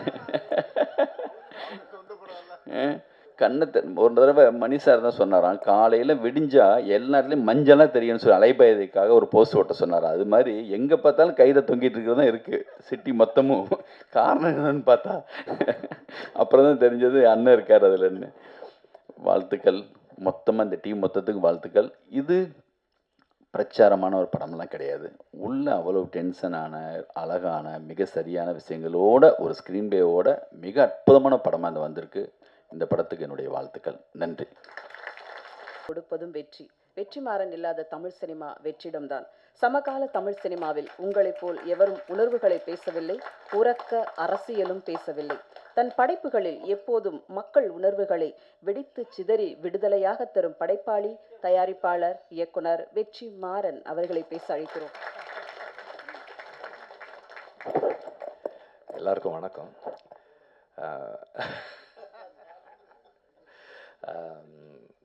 படத்தில் கதை இருக்கிறது எல்லாருக்கும் சொல்கிறதுக்கு தான். அதனால் வந்து கதையை மறைச்சி வச்சு ஒன்றும் பண்ண முடியாது. கதையை சொன்னால் தான் எல்லோரும் வருவாங்க. எனக்கு வந்து இந்த பாட்டில் ராதான்னு டைட்டில் அனௌன்ஸ் பண்ணதுலேருந்தே வந்து இந்த படத்தை நான் கவனிச்சிட்டு இருக்கேன். காரணம் என்னென்னா, என்னோடய அசிஸ்டண்ட் கார்த்தி அவர் ஒரு ஸ்கிரிப்ட் சொன்னார். அதை நம்ம ப்ரொடியூஸ் பண்ணலான்னு சொல்லி நான் பேசிகிட்டு இருந்தோம். அதுவும் இதே மாதிரி ஒரு ரீஹாபிலிட்டேஷன் சென்டர் பற்றின ஒரு ஸ்கிரிப்டு. நிறைய விஷயங்கள், நிறைய அதில் நான் நிறைய கற்றுக்கிட்ட விஷயங்கள் இருந்தது. அந்த ஸ்கிரிப்டை பற்றி பேசும்போதெல்லாம் நான் நிறைய தெரிஞ்சுக்கிட்டது, கற்றுக்கிட்டது இருந்தது. அண்டு இந்த படம் பார்த்ததுக்கப்புறம் அமீர் சொன்ன மாதிரி தான், அந்த படம் பண்ண முடியாது. எல்லாருமே வந்து நம்ம எல்லாருமே ஏதோ ஒரு விதத்தில் ஏதோ ஒரு அடிக்ஷனுக்குள்ளே தான் இருக்கிறோம். இன்றைக்கி எல்லாருமே ஏதோ ஒரு அடிக்ஷனுக்குள்ளே இருக்கோம். எனக்கு ஆல்கஹால் அடிக்ஷன் இல்லை, பட் எனக்கு வந்து நிக்கோட்டின் அடிக்ஷன் இருந்தது. இன்றைக்கி நம்ம எல்லாருமே டிஜிட்டல் அடிக்ஷனில் இருக்கிறோம். ஒரு ஒரு இன்ஸ்டாகிராமையோ அல்ல ஒரு யூடியூபையோ நம்ம ஸ்வைப் பண்ணும்போது we get a hit, we get a high, அந்த அடிக்ஷனில் இருக்கிறோம். ஸோ அடிக்ஷன் வந்து சமூகத்தில் எல்லா காலகட்டத்திலையுமே இருந்திருக்கு. அது இல்லாத காலமே இல்லை. இன்றைக்கி ரொம்ப அதிகமாக இருக்குது. குறிப்பாக குடி நோய், அந்த டேர்ம் குடி நோயின்ற டேர்ம் வந்து எனக்கு கார்த்தி மூலமாக தான் தெரியும். அதை அண்டர்ஸ்டாண்ட் பண்ணுறது ரொம்ப முக்கியமாக. அவரும் சொன்னார், குடிக்கிறதுக்கும் குடி நோயாளியாக இருக்கிறதுக்குமான வித்தியாசம். அதை வந்து இது ரொம்ப அழகாக பேசுது. இப்போ ஒரு 25 வருஷத்துக்கு முன்னாடி, ஒரு 30 வருஷத்துக்கு முன்னாடினா, ஒரு ஊரில் அல்லது ஒரு தெரு இருக்குன்னா அதில் வந்து ஒரு 5 வீட்டில் இருக்கிற ஆண்கள் குடிப்பாங்க. ஒரு வீட்டில் இருக்கவர் வந்து இந்த மாதிரி குடிநோயாளியாக இருப்பார். இன்றைக்கி வந்து ஒரு தெருவில் ஒரு வீட்டில் இருக்கவர் குடிக்காமல் இருந்தாலே பெரிய விஷயமா இருக்குது. தெருவில் 10 குடிநோயாளிகள் இருக்கிறாங்க. இந்த காலகட்டத்தில் பாட்டில் ராதான்ற ஒரு படம் வந்து it is a very personal story, but it has got a strong socio political relevance. இந்த மாதிரியான படங்கள் பண்ணுறது வந்து ரொம்ப அவசியம்னு நினைக்கிறேன். ஒரு தனி மனிதனுடைய வாழ்க்கை it is a political expression தான். ஸோ அந்த அடிப்படையில் ஒரு தனி மனிதன் அவனுடைய குடிநோய்க்கு நம்ம வந்து எக்ஸ்கியூஸ் சொல்ல முடியாது, பட் இருந்தாலும் இன்றைய காலகட்டத்தில் இந்த படம் பேசுகிற அரசியல் ரொம்ப முக்கியமான அரசியலாக நான் பார்க்குறேன்.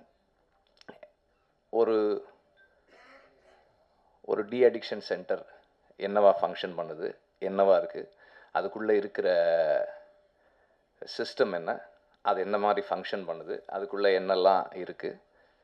அப்புறம் ஒரு ஃபேமிலி ஒருத்தர் வந்து ஒரு அடிக்டாக இருக்கிறதால, அது எந்த விதமான அடிக்ஷனாக இருந்தாலும், ஒருத்தர் ஒரு அடிக்டாக இருக்கிறதால அவரை சுற்றி இருக்கிறவங்க என்னெல்லாம் இழக்கிறாங்க, அவருடைய நண்பர்கள் என்ன ப்ராப்ளம்ஸ் ஃபேஸ் பண்ணுறாங்க, அந்த ஃபேமிலி என்ன ப்ராப்ளம்ஸ் ஃபேஸ் பண்ணுது, இதை வந்து ஒரு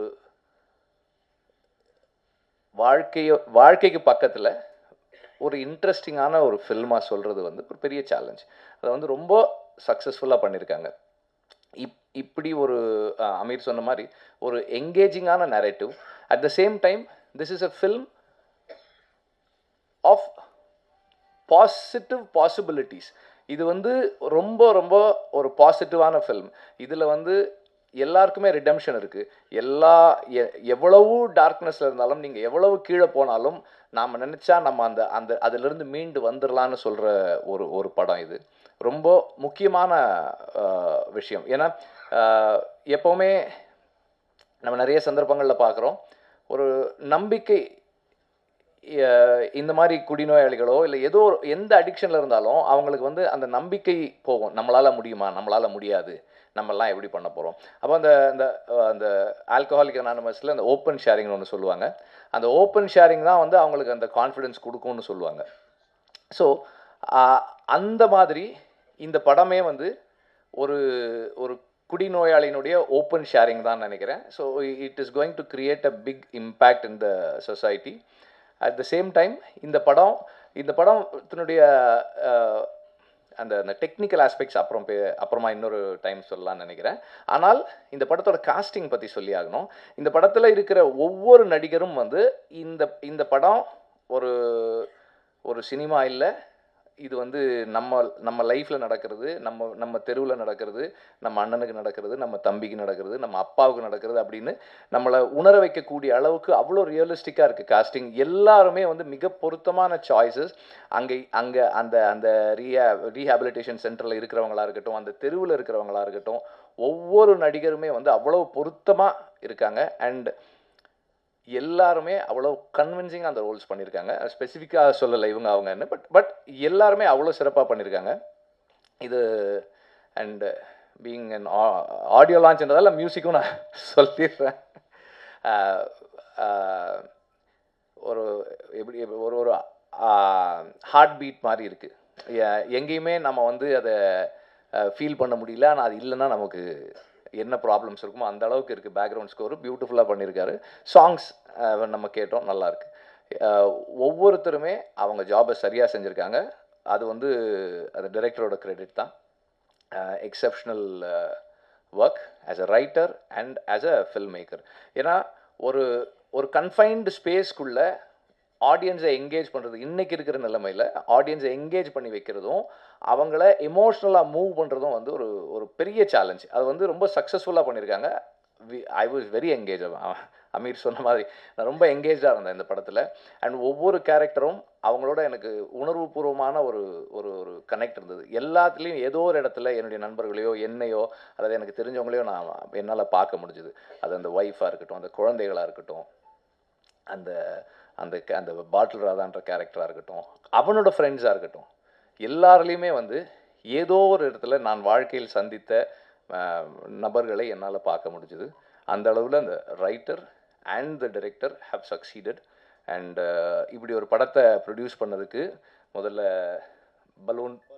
பலூன் பிக்சர்ஸுக்கும் ரஞ்சித்துக்கும் என்னுடைய பாராட்டுக்கள். இது வந்து இந்த மாதிரி ஃபில்ம்ஸ் வந்து ஸ்டார்ட் பண்ணும்போதே வந்து இது மெயின் ஸ்ட்ரீம் இல்லையே அப்படின்ட்டுருவாங்க. ஆனால் மெயின் ஸ்ட்ரீமுடைய biggest factor is identifiable element. இதில் இருக்கிற அந்த எல்லாத்தையுமே நம்ம வந்து இந்த கதாபாத்திரங்களை நம்ம எவ்வளோ ஐடென்டிஃபை பண்ணிக்கிறோன்றது தான் இந்த படத்தினுடைய சக்ஸஸாக இருக்கும்ன்றதை நான் உறுதியாக நம்புகிறேன். நன்றி.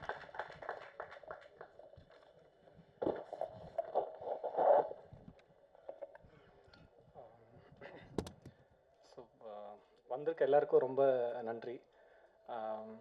ஃபஸ்ட்டு ஃபில்மை பற்றி ஆக்சுவலாக ஃபில்முக்கு ரொம்ப ரொம்ப சின்சியராக ஜென்யூனாக கான்ட்ரிபியூட் பண்ண நிறைய பேர் வந்து மேடையில் இருக்க முடியல.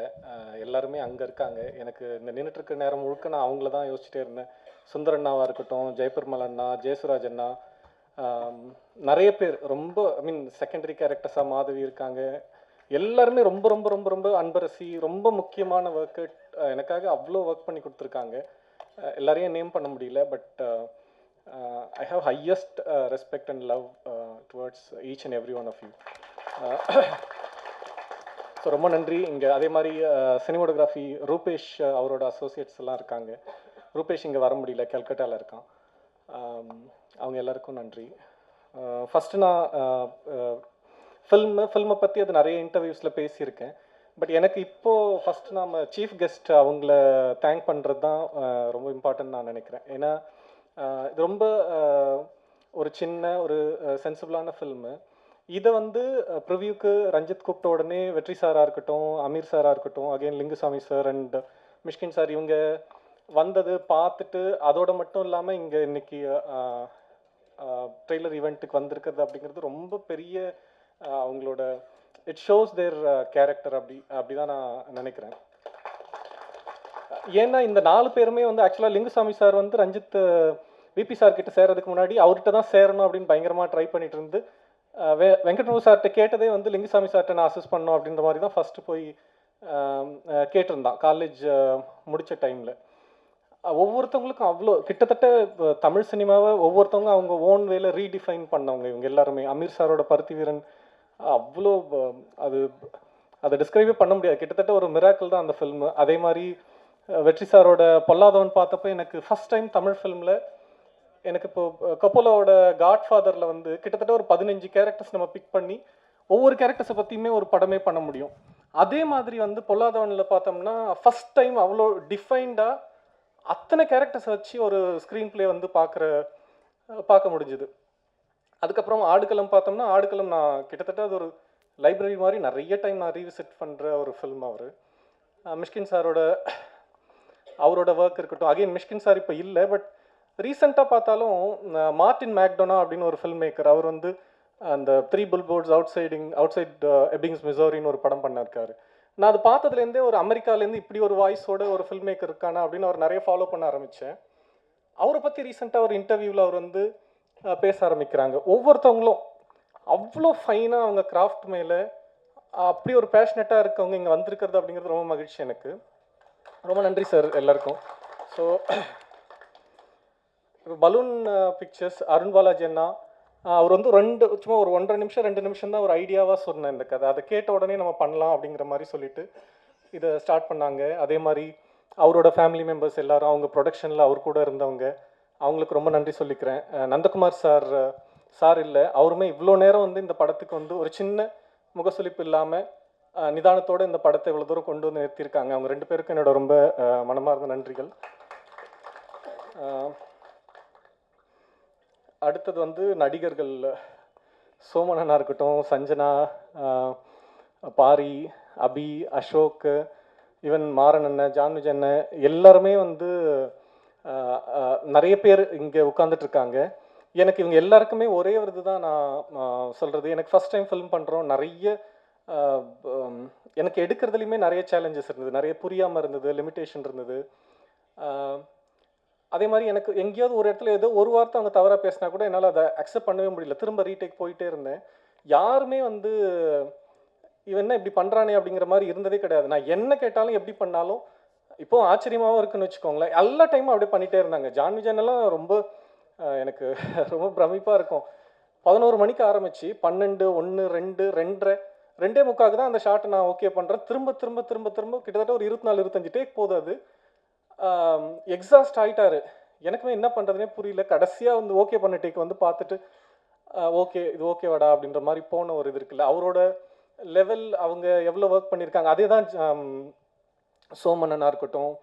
அதே மாதிரி கிட்டத்தட்ட எல்லா ஆக்டர்ஸ்க்குமே அந்த மாதிரி ஒரு சூழல் இருந்தது. சேம் டைம் 1-2 டேக்லேயுமே ஃபைனாக பண்ணியிருந்தாங்க. அது ஓகே பண்ணுற ஒரு இதுவும் இருந்ததுன்னு வச்சுக்கோங்களேன். அவங்க எல்லாருக்குமே ரொம்ப நன்றி சொல்லிக்கிறேன். எல்லாரையும் நேம் பண்ண முடியல, ரொம்ப டைம் ஆகிடுச்சு, தவறாக எடுத்துக்காதீங்க. அண்ட் ரூபேஷ் கேமராமேன் கிஷோர் தான் வந்து ரூபேஷை அறிமுகப்படுத்தினார் எனக்கு. நட்சத்திரம் நகர்கிறது தங்கலானோட கேமராமேனு. ரூபேஷ் இப்போ இங்கே இல்லை, பட் இந்த ஃபிலிம் பண்ணிவிட்டு ரொம்ப டைம் ஆகிடுச்சு. ஐ மீன் ஒரு 1.5 இயர் டைமுக்கு முன்னாடி நம்ம ஷூட் முடிச்சிருந்தோம்.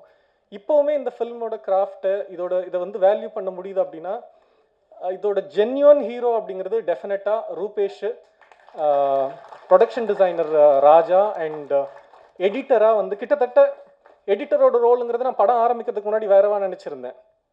ஆனால் எடிட்டில் ஒர்க் பண்ணும்போது தான் லைக் ஒரு டைரக்டரோட ஹாஃப் ஆஃப் த ரெஸ்பான்சிபிலிட்டி அவர் தான் எடுத்திருந்தார். அதே மாதிரி ஸ்க்ரீன் பிளேலையுமே கிட்டத்தட்ட ரீரைட் பண்ணுற ஒரு விஷயத்தை அந்த விஷன் வந்து சங்கத்தமிழனுக்கு இருந்தது. அவங்களோட ஒர்க் எல்லாம் அவுட்ஸ்டாண்டிங்கான ஒர்க். அவங்களுக்கு ரொம்ப நன்றி சொல்லிக்கிறேன். அகெயின் ஷான் பற்றி பேசணும். ஷான் வந்து நான் அந்த முண்டாசுப்பட்டி கேட்டதுலேருந்தே அவரோட அந்த மியூசிக் அந்த சாய்ஸ் ஆஃப் இது வந்து எனக்கு ரொம்ப பிடிக்கும். அவரோட ஒர்க் பண்ணோம் அப்படின்னு சொல்லிட்டு இது கமிட் பண்ணும்போது ஜெய்பீம் பண்ணியிருந்தாங்க. எனக்கு அந்த மண்ணிலே ஈரமுண்டு சாங்கு கேட்டு வந்து ரொம்ப பிடிச்சிருந்தது. தலைகோதுமில காத்து அதுவும் ரொம்ப பிடிச்சிருந்து வச்சுக்கோங்களேன். ஸோ அவரோட ஒர்க் பண்ணணும்னு சொல்லி போயிட்டு அவரோடவும் சில இது எனக்கு நிறைய போயிட்டு வந்துட்டே இருக்கும். அவரும் அவ்வளோ அக்காமடேட்டிவாக இருந்து ஒர்க் பண்ணி கொடுத்தாங்க. சாங்ஸ் எல்லாம் தாண்டி பேக்ரவுண்ட் ஸ்கோராக வந்து அவர் ரொம்ப இந்த ஜென்யூனாக ஃபில்மை புரிஞ்சுக்கிட்டு, முக்கியமாக வந்து எங்கே பார்த்தாலும் போட்டு மியூசிக்கை போட்டு ஃபில் பண்ணுற மாதிரிலாம் இல்லாமல் மேக்ஸிமம் இங்கெல்லாம் சைலன்ஸ்ன்ற மாதிரி நானும் அப்படி தான் யோசிப்பேன். அவரும் அந்த சைலன்ஸை வந்து புரிஞ்சுக்கிட்டு அந்த சென்ஸில் 2 பேரும் ஒரே பேஜில் ஒர்க் பண்ணுறதுங்கிறது எனக்கு ரொம்ப பிடிச்சிருந்தது. ரொம்ப நன்றி ஷான். அண்ட் லிரிசிஸ்ட் உமாதேவி தோழர் இருக்காங்க, தனிக்கொடி, ரமேஷ் வைத்தா தோழர், அப்புறம் பாக்கியம் சங்கர், அறிவு, இவங்க எல்லாருமே ரொம்ப ஒண்டர்ஃபுல்லாக ஒர்க் பண்ணி கொடுத்துருக்காங்க. Thanks again. Dance master Sandy master, sound design Suren and அழகிய கூத்தன் அவங்க, அப்புறம் லிஜு பிரபாகர் டிஐ பண்ணி கொடுத்துருக்காங்க. லிஜுவோட நான் போகும்போது எனக்கு என்னென்னா, இது ஒரு ஃப்ளாட்டாக ஹோல் ஃபில்முக்கான கலர் டோனாக இருக்கக்கூடாது, சீக்வன்ஸ் பேஸ் பண்ணி இண்டிவிஜுவலாக கலர் இருக்கணும், ஒவ்வொரு சீக்வன்ஸ்க்கும் ஒரு இமோஷன் இருக்குது, எனக்கு கலர் பேலட்டுமே அப்படி தான் இருக்கணும்னு சொல்லிட்டு, அதே மாதிரி ஃப்ளாஷ்பேக்குக்கு நான் ஒரு கலர் பேலட் கொடுத்துருந்தேன். அது அவர் பண்ணதே கிடையாது, என்னால் அப்படி பண்ண முடியாது அப்படின்னாங்க. நான் எக்ஸாஜரேட் பண்ணி எனக்கு அப்படி தான் வேணுன்ற மாதிரி சொல்லி வாங்கியிருந்தோம். அவருமே ரொம்ப சப்போர்ட்டிவாக ஒர்க் பண்ணாங்க. அகெயின் நீலம் ப்ரொடக்ஷன் சைடில் இருந்த ப்ரொடக்ஷன் மேனேஜர்ஸ் எல்லாருக்குமே நன்றி சொல்லிக்கிறேன். ராகேஷ் அண்ணா, விக்னேஷ், ரூபேஷ், சஞ்சய், சிவா ப்ளஸ் சிவகுமார் எல்லாருக்கும் thanks. And beetroot Sudhir and his team and PRO Guna அவரோட டீமுக்கு தேங்க்ஸ் சொல்லிக்கணும்.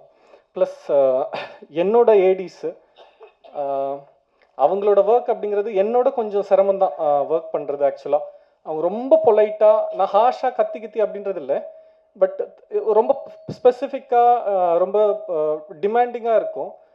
அதை கரெக்டாக புரிஞ்சுட்டு ஒர்க் பண்ணி கொடுத்து இவ்வளோ லாங் டைமுக்கும், எஸ்பெஷலி தினேஷ், கோபிலாம் வந்து இவ்வளோ நேரம் இருந்து இந்த செகண்ட் வரலும் இந்த ஃபில்மை ஷோல்டர் பண்ணுறாங்க.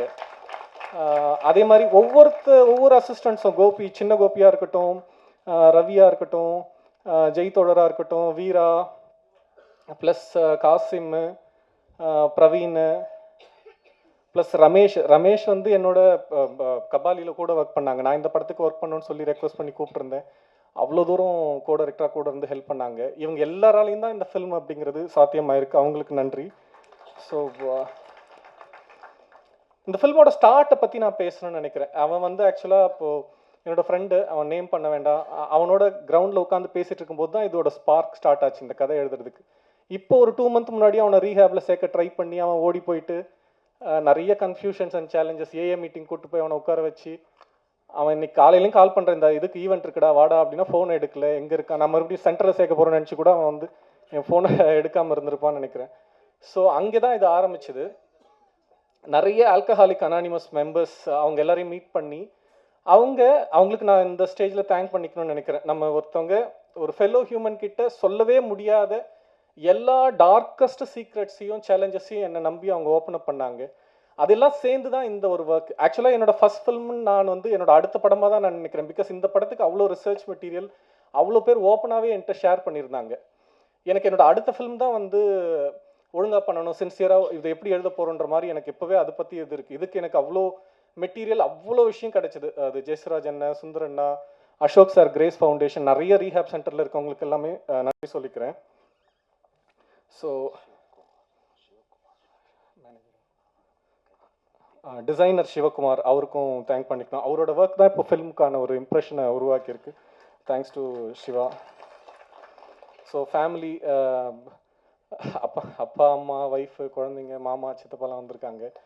ஸோ இது ரொம்ப டஃப் ஆக்சுவலாக ஃபில்ம் மேக்கராக இருக்கிறத விட வந்து ஃபில்ம் மேக்கர் கூட வாழறதுங்கிறது இன்னும் ரொம்ப கஷ்டம் ஆக்சுவலாக. அதுவும் பெண்கள், அம்மா, மனைவி, அவங்க வந்து என்ன சொசைட்டி வந்து வேறு மாதிரி எவ்ரி மந்த் அவங்கவுங்க பெரிய லெவலில் ஏர்ன் பண்ணுவாங்க, வீடு வாங்குவாங்க, சொத்து வாங்குவாங்க. பட் ஃபில்ம் மேக்கரோட வேர்ல்டுங்கிறது வந்து நான் இன்றைக்கி இந்த மாதம் என்னெல்லாம் நாவல் படித்தேன், என்ன ஃபில்ம் பார்த்தேன், என்னோடய ஒர்க்கெல்லாம் விர்ச்சுவலாகவே இருக்கும். நம்ம எதுவுமே மெட்டீரியலாக யாரோடும் எதையும் பேசிக்க முடியாதுன்னு வச்சுக்கோங்களேன். பட் என்ன சரியாக புரிஞ்சுக்கிட்டு எனக்கு இவ்வளோ டைமும் வந்து சப்போர்ட் பண்ணுறது, அவங்களோட ப்ரெசன்ஸ், அவங்களால தான் வந்து நான் இன்னைக்கு இங்கே இருக்கிறது அப்படிங்கிறது வந்து அவங்களுக்கு நன்றி சொல்லிக்கிறேன். ஸோ அண்ட் முக்கியமாக வந்து என்னோட mentor doctor Daisaku Ikeda and my Soka family, thanks to them. Plus friends Kandasamy, Saravanan, Vasanth, நிறைய பேர், மோகன் நுகுலா இருக்காங்க, குணா அண்ணா இருக்காங்க, எல்லாருக்கும் நன்றி.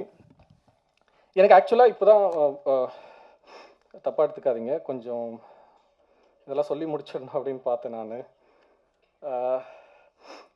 இப்போ ஃபில்ம் மேக்கராக இவால்வ் ஆனது, அதுக்கான ஃபஸ்ட்டு கிராட்டிடியூட் அண்ட் தேங்க் பண்ணுறது அப்படிங்கிறது வந்து ரஞ்சித்தோட சேர்ந்தது. ரஞ்சித் டீமுக்கு தான் நான் இது பண்ணணும். ஏன்னா நான் அனிமேஷன் சைடில் ஒரு 7-8 வருஷம் இருந்துட்டு வரும்பொழுது சுத்தமாக எதை பற்றியுமே எந்த ஒரு பொலிட்டிக்கலாகவும் சோஷியலை பற்றி எதுவுமே தெரியாதுன்னு வச்சுக்கோங்களேன். இங்கே வரும்போது பார்த்தோம்னா எல்லாமே மாஸ்டர்ஸ் தான் கிட்டத்தட்ட. அதியன் தோழர்லாம் நீங்கள் என்ன டாபிக் கொடுத்தாலும் வந்து நிறுத்தாமல் 3 days 4 days பேசிகிட்டே இருப்பார். எதை சொன்னாலும் பேசுவார். அவ்வளோ ஒரு ஆக்சுவலாக காலாக ஒர்க் பண்ணும்போது ஃபோனில் ஏதோ ஒரு டவுட்டு கேட்டு நான் ஃபோனை லவுட் ஸ்பீக்கரில் வச்சுட்டு போகிறேன். அது போயிட்டே இருக்கும் 3-4 hours. அவர் இத்தனைக்கும் குண்டு ஒர்க் பண்ணிட்டு இருக்காரு. அவர் அவ்வளோ டைம் அவர் வந்து எக்ஸ்பிளைன் பண்ணிட்டு இருக்காரு. எதை பற்றி பேசினாலும் பேசிக்கிட்டே இருப்பாங்க. ஒரு பக்கம் அதியன் தோழர்னா சுரேஷ் அண்ணா இன்னொரு சைடு. எந்த பாலிடிக்ஸ் எதுவுமே தெரியாது அவருக்கு. ஆனால் ஃபில்மோட ஏஸ்தட்டிக் அதை பற்றி பேசுவாங்க. ஜெய் ஒரு பக்கம் அண்ட் ஜெனி பார்த்தி அந்த மாதிரி நிறைய அவங்க எல்லாரோட டிஸ்கஷனும் அவங்கள்ட்டேருந்து உள்வாங்கிக்கிட்டதோட தொடர்ச்சி தான் நான். அதுலேயுமே நிறைய பேர் நேம் பண்ண முடியல. ஃப்ராங்க்லின் இருக்கான், மோசஸ் எல்லாம் இருக்காங்க. எல்லாருக்குமே நன்றி சொல்லிக்கிறேன். ஸோ மகிழ்நன், சுரேஷ்னா, Parthi, Jeni, Raja, Velavan, Moses, Murali sir, Kishore, art director Ramalingam, அவங்க எல்லாருமே அவங்களோட இருந்து நம்ம கற்றுக்கிட்டது உள்வாங்கிக்கிட்டது தான். ஸோ ஃபைனலாக வந்து ஐ கெஸ் எல்லாமே சொல்லிட்டேன்னு நினைக்கிறேன். இப்போது முடிச்சிடுமா? ரஞ்சித் பற்றி பேசணும். ஆக்சுவலாக இதுதான் மோஸ்ட் இம்பார்ட்டண்ட்டு. ஏன்னா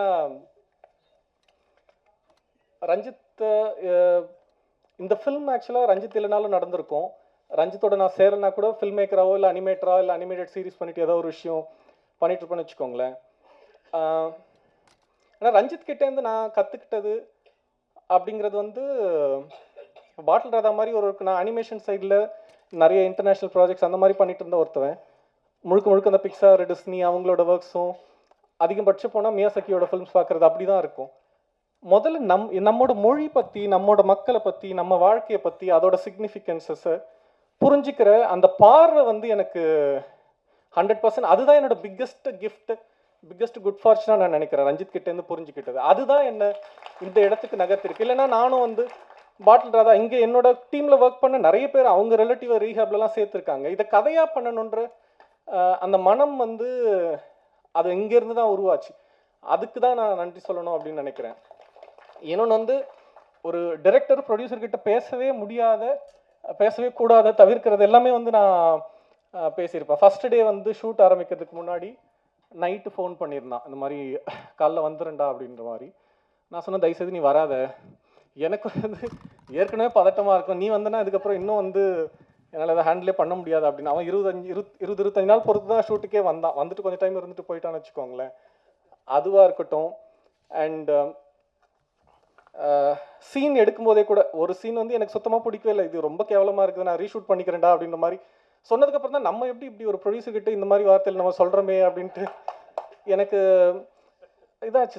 இப்படி சொல்லிடக்கூடாது இல்லை அப்படின்ற மாதிரி. அப்புறம் அவன் எடுத்துட்டு வான்ற மாதிரி பார்த்து நல்லா தாண்டா இருக்குது, அது விட்டுரு, அடுத்ததுக்கு போடா அப்படின்ற மாதிரி சொல்லியிருந்தான். அடுத்து வந்து ஒரு சீன் எடுக்கிற 6 பக்க சீன். அது எப்படி எடுக்கிறதுனே புரியவே இல்லை. நைட் மறுபடியும் ஃபோன் பண்ணி, இவ்வளோ பெரிய பேஜாக இருக்குடா, இது எப்படா எடுப்பேன் அப்படின்ற மாதிரி சொல்லி கேட்டு அதுக்கு அதை பிரேக் பண்ணி எப்படி போனோம் அப்படிங்கிற மாதிரி அவன் ஷேர் பண்ணது இருக்குன்னு வச்சுக்கோங்களேன். ஸோ இது எல்லாமே வந்து இந்த ஸ்பேஸ் வந்து ரஞ்சித் வந்து எனக்கு கொடுத்ததுனால தான் இது வந்து என்னால் நிகழ்த்த முடியுதுன்னு வச்சுக்கோங்களேன். அது எனக்கு மட்டும் இல்லை, என்ன மாதிரி எவ்வளோ லைஃப்பை வந்து எம்பவர் பண்ணுற விஷயம் ரஞ்சித் தொடர்ந்து பண்ணிகிட்டே இருக்கான். ரொம்ப மகிழ்ச்சி, நன்றி. அதுக்கு ஃபைனலாக நான்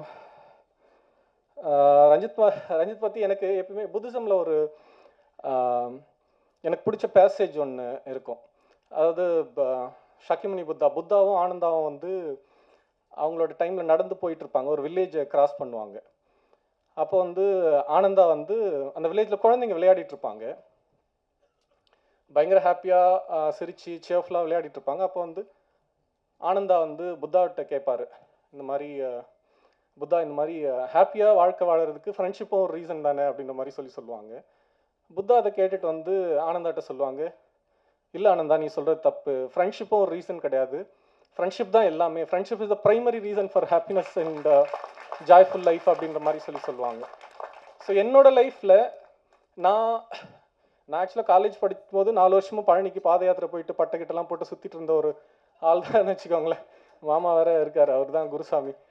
ஸோ லைஃப் வந்து இப்போ பார்க்குறோன்னா நமக்கு சுத்தமாக அந்த ஏரியாவுக்கும் நமக்கு சம்மந்தமே இல்லாத மாதிரி ஒரு இதாகிடுச்சு. ஸோ இந்த பாசிட்டிவ் வே பாசிட்டிவான ஒரு இடத்துக்கு லைஃப் அப்படி நகர்ந்திருக்கு அப்படிங்கிறது வந்து அந்தளவுக்கு என்னோட லைஃப்குள்ளே வேல்யூ க்ரியேட் பண்ணியிருக்கான். ஸோ அதை நான் ரீபே பண்ணுறது அப்படிங்கிறது இன்னும் நிறைய லைஃப்பை எம்பவர் பண்ணுறதுக்கு என்னோட ஒர்க்கை பயன்படுத்துறதுக்காகவும் என்னோட லைஃப்பை பயன்படுத்துறதுக்காகவும் இருக்கிறது தான் சரின்னு நான் நினைக்கிறேன். I will continue to do that. Thank you so much. Thanks to every one. Thank you. Camera ஒரு 2 minutes வெயிட் பண்ணுங்க.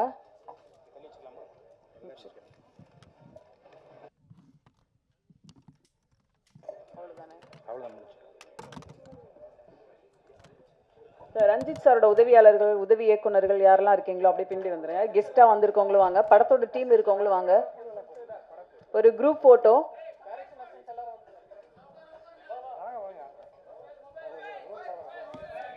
வினோத் சாகர் மேடைக்கு வரவும்.